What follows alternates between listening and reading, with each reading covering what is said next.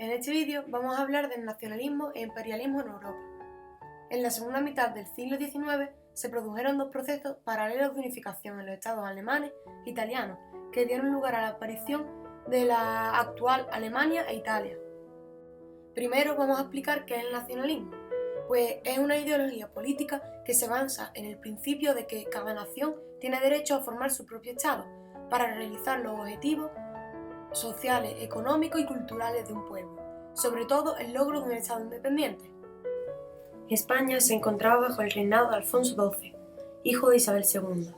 Su reinado puso fin a la Primera República Española, dando paso a un periodo llamado Restauración monárquica, ya que Alfonso XII impuso una monarquía parlamentaria, una monarquía absoluta. España se caracteriza en esta época por el rápido crecimiento de la población, que, sin embargo, no es tan fuerte como en el resto de Europa. No se produce ningún desarrollo económico ni industrial. La unificación italiana. En el siglo XIX, Italia estaba dividida en estados. El reino de las dos Sicilias al sur, los estados pontificios en el centro con capital en Roma, y al reino de Piemonte en el noroeste. Lombardía y Véneto estaban gobernados por el Imperio Austriaco. El estado que comenzó con la unificación fue el de Piamonte, cuyo monarca era Víctor Manuel II. Su ministro, Cavour, consiguió la anexión de Lombardía en 1859. Con el apoyo de los franceses derrotó a Austria. La incorporación del reino de las dos Sicilias en 1860. Los ducados de Parma, Módena y Toscana y los estados pontificios votaron su anexión al Piamonte. Víctor Manuel fue nombrado rey de Italia. La incorporación de Véneto en 1866, tras la derrota austríaca en la guerra contra Prusia. Piamonte era aliada de Prusia. La incorporación de Roma en 1870. También se proclamó como capital del nuevo reino. La unificación alemana. Alemania estaba dividida en más de 30 estados. De todos ellos sobresalían Austria y Prusia.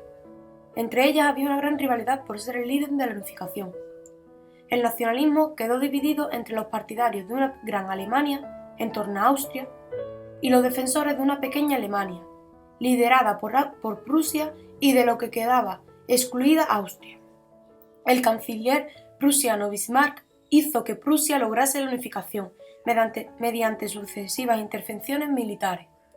La Guerra de los Ducados, en 1864. Prusia y Austria derrotaron a Dinamarca y se incorporaron los ducados de Schleswig y Holstein. La Guerra Austro-Prusiana, en 1866. Prusia derrotó a los austriacos con la Alianza del Piamonte y logró unificar los estados del norte de Alemania, como Hannover.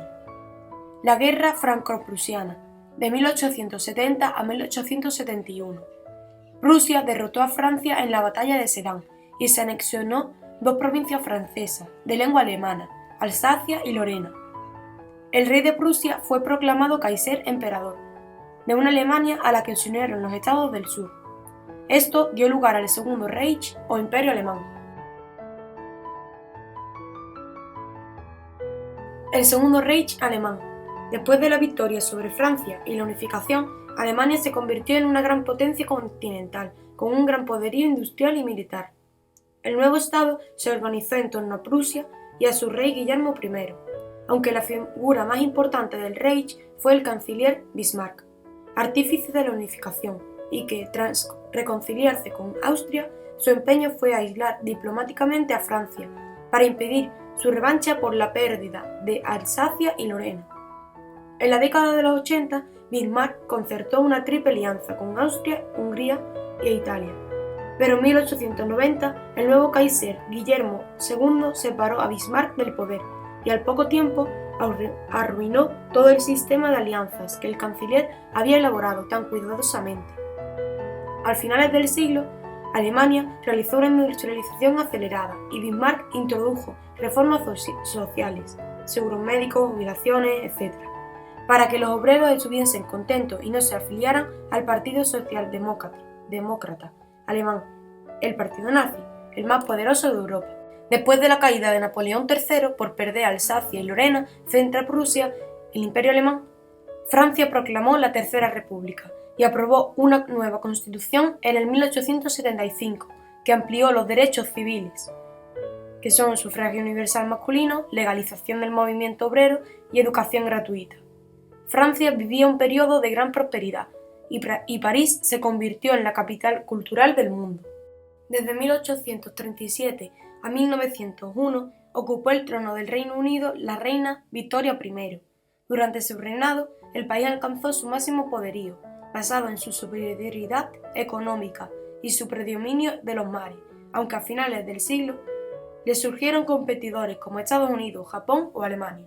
Tras la derrota contra Prusia en 1866, el Imperio Austriaco pasó a llamarse Austrohúngaro y se convirtió en una monarquía dual bajo el reinado de Francisco José I, a la vez emperador de Austria y rey de Hungría, pero tanto los austriacos como los húngaros eran minoría en un imperio con una gran diversidad étnica y lingüística, y esto se convirtió en una creciente amenaza en forma de nacionalismo separatista.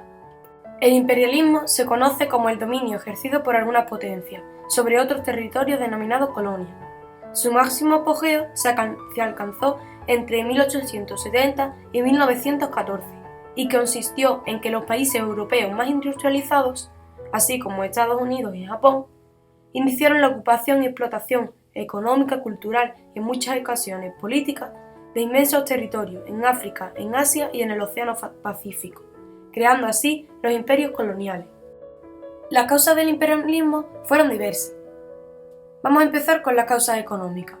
Son las más destacadas. Estas razones económicas que impulsaron el colonialismo tienen que ver con la revolución industrial.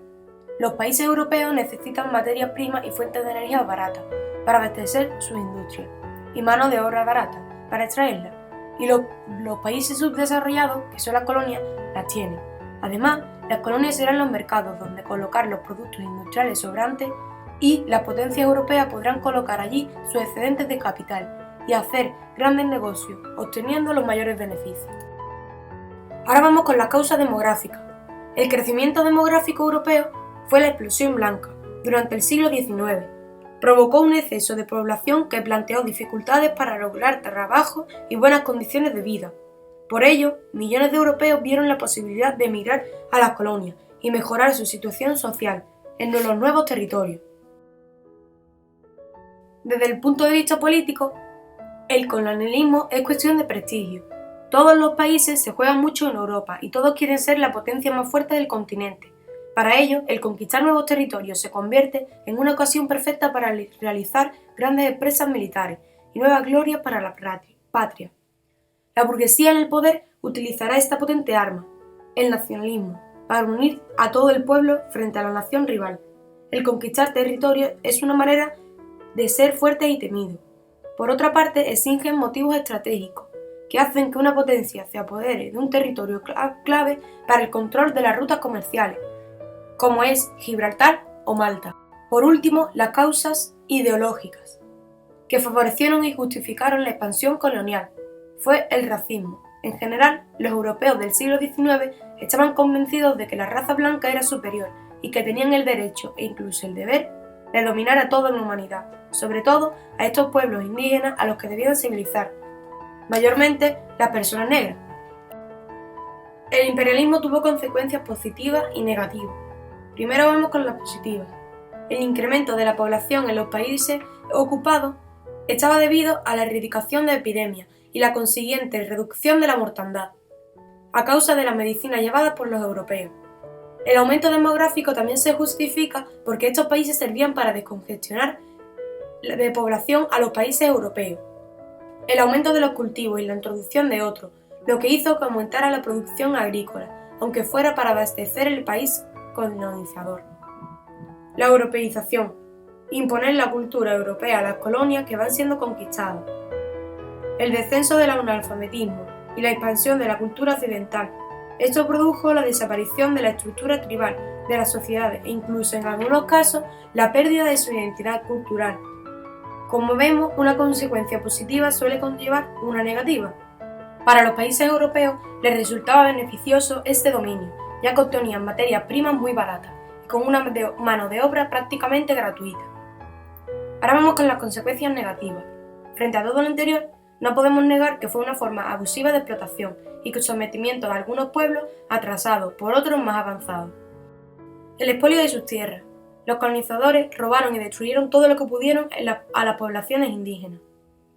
La destrucción de la lengua y de la cultura de los colonizados y de su sociedad tradicional en muchos casos estaba provocada por los colonizadores.